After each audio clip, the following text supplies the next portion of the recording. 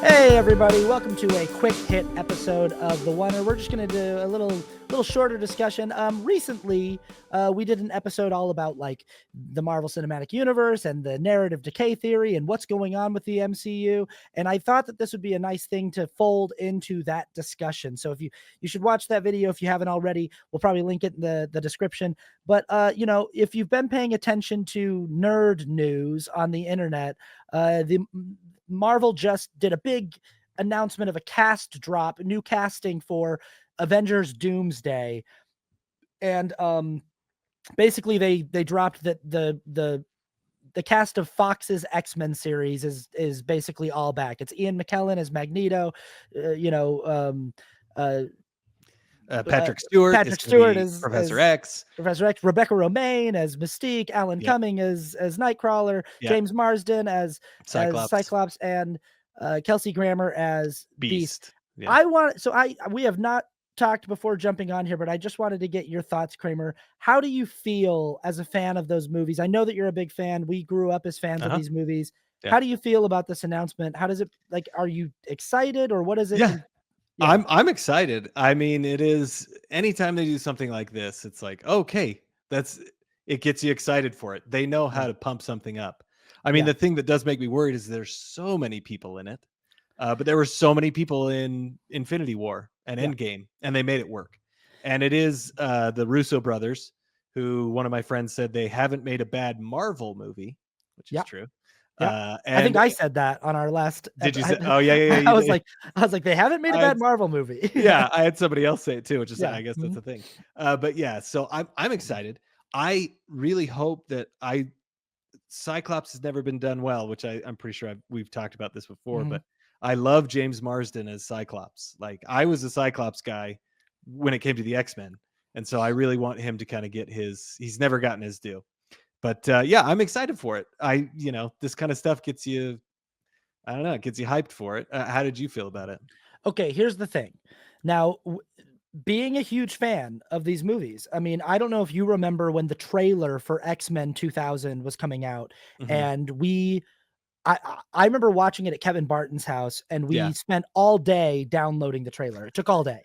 And we would like come in and watch like the first 5 seconds of the trailer because that's all that we could watch. And then we'd be like, okay, well, let's go play N64 some more. We'd play play Mario Kart for like another like hour. And then we'd go back in and be like, oh, there's 15 seconds. And we'd like watch 15 seconds of the trailer and be like, whoa, that's Storm. And then we would be like, okay, we'd like go back and like play like, cause that's how long it took to download a trailer in the year 2000. Yes. And that's how excited we were for these movies.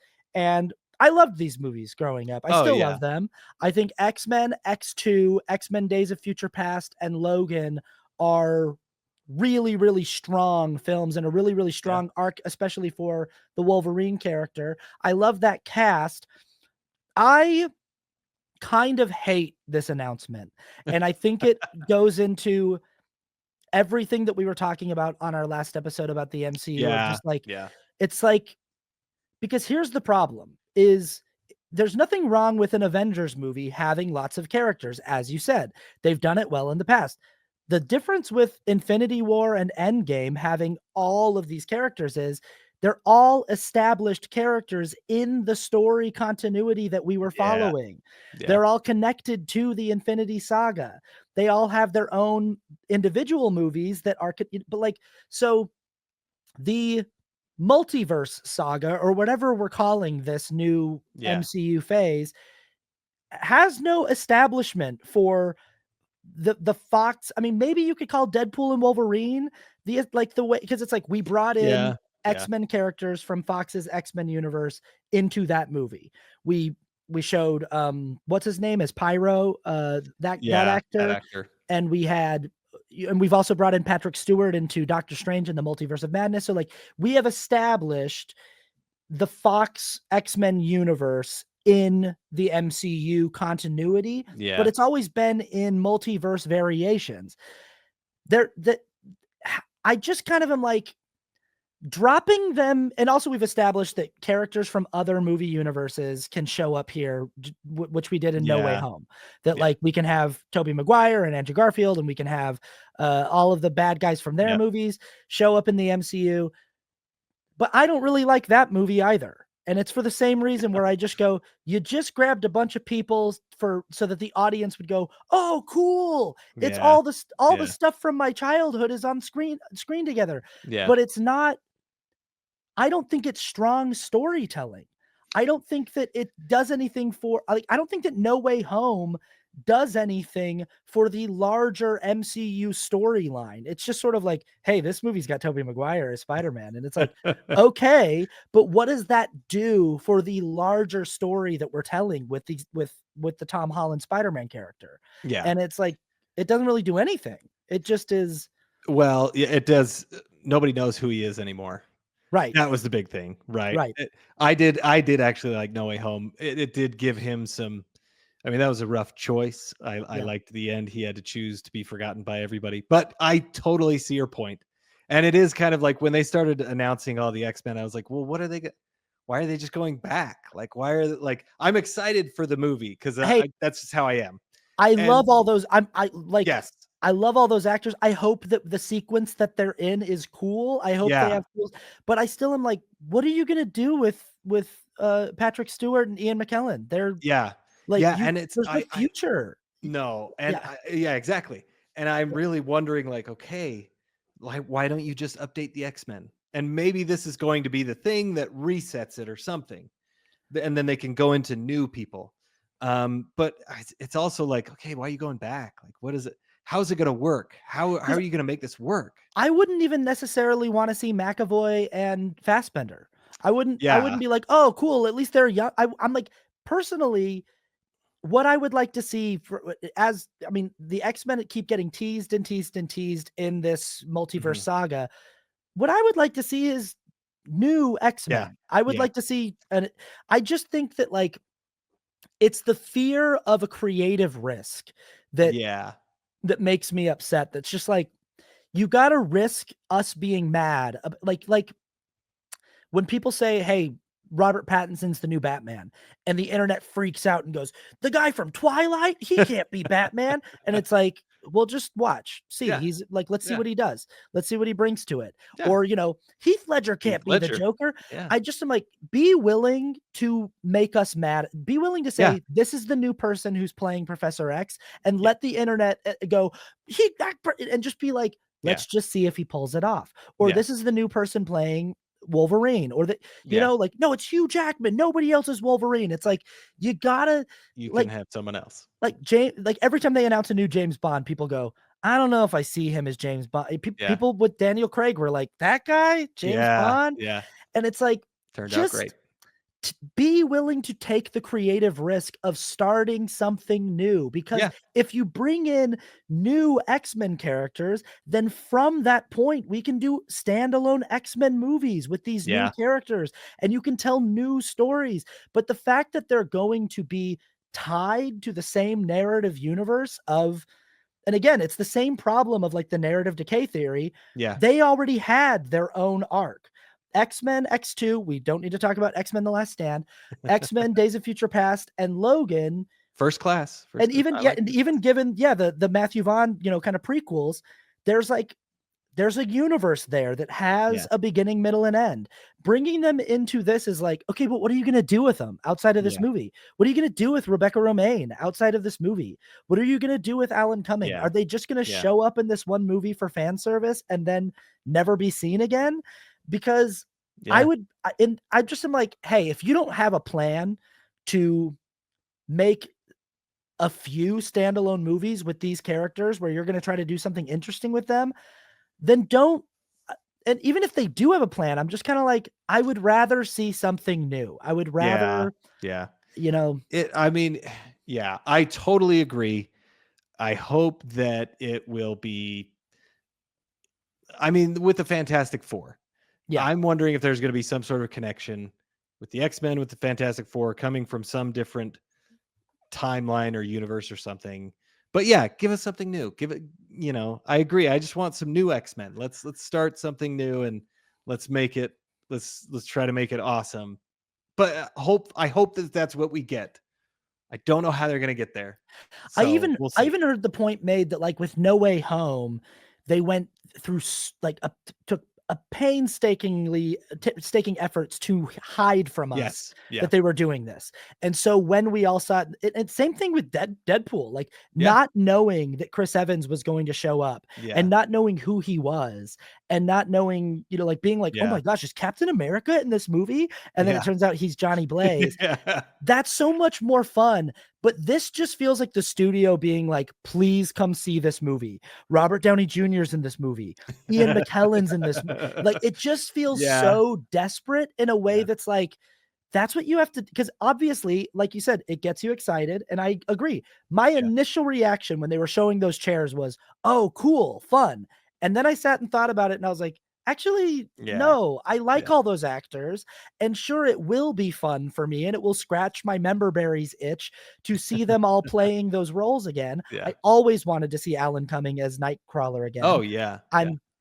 There's a part of me that's glad I get to see it, but also I'm like, hey, it's kind of like George Clooney showing up at the end of The Flash, and it's like, cool, who cares? Like, yeah, I love George Clooney. He's a great actor. I feel like maybe he could have done better as like he could have had a better movie to be Batman in than Batman and Robin. But yeah. At the end of the day, it does nothing for me to have him show up, and it doesn't do much for me to have Michael Keaton in that movie. I just am like, he's just here to be like, it's Michael Keaton as Batman. And I just feel like unless there's a strong narrative purpose, and again, it's like all the characters that are in Endgame and Infinity War are part of the Infinity Saga.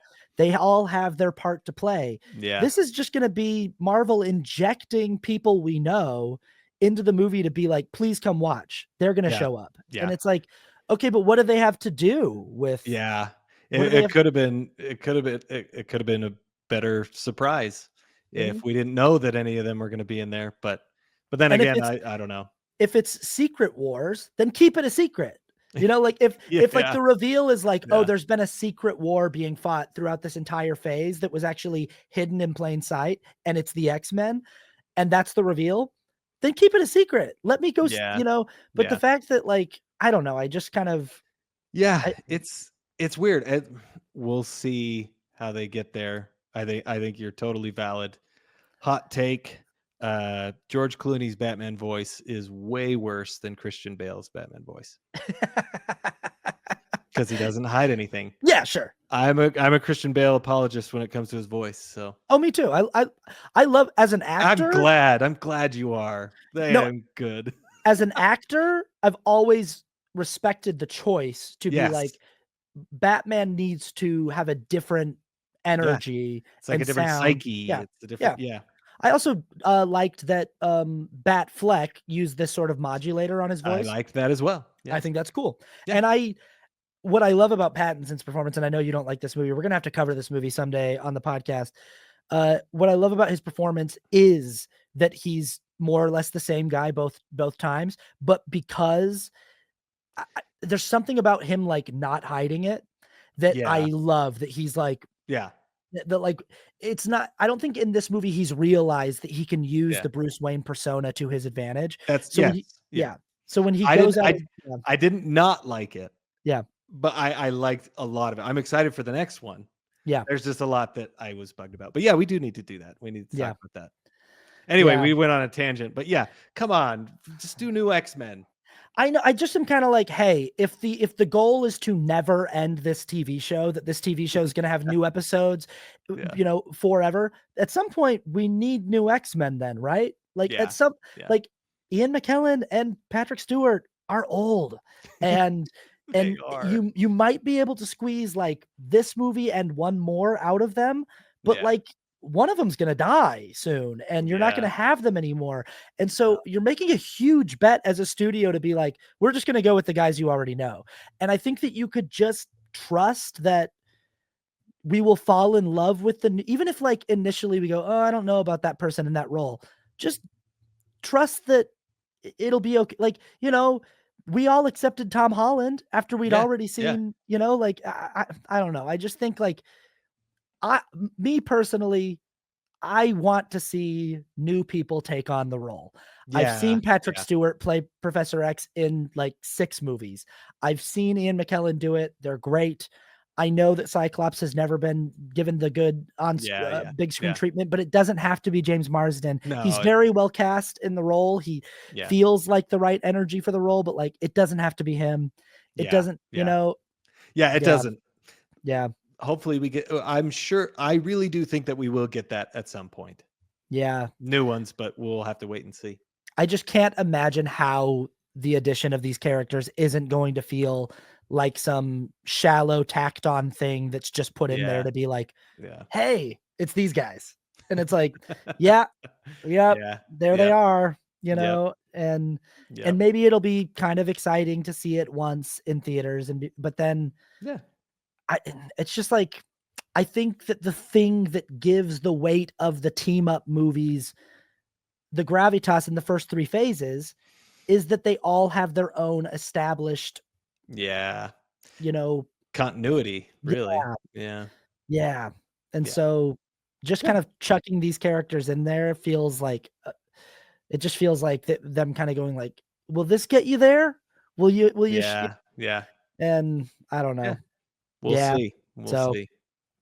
We'll see. Maybe I would love to eat my words. I would love to be like, actually, it was awesome. Right. And like we said, the Russo brothers haven't made a bad MCU movie yet. So so we'll see. We'll see.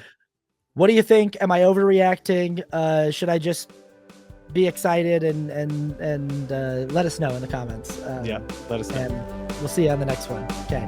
Bye-bye.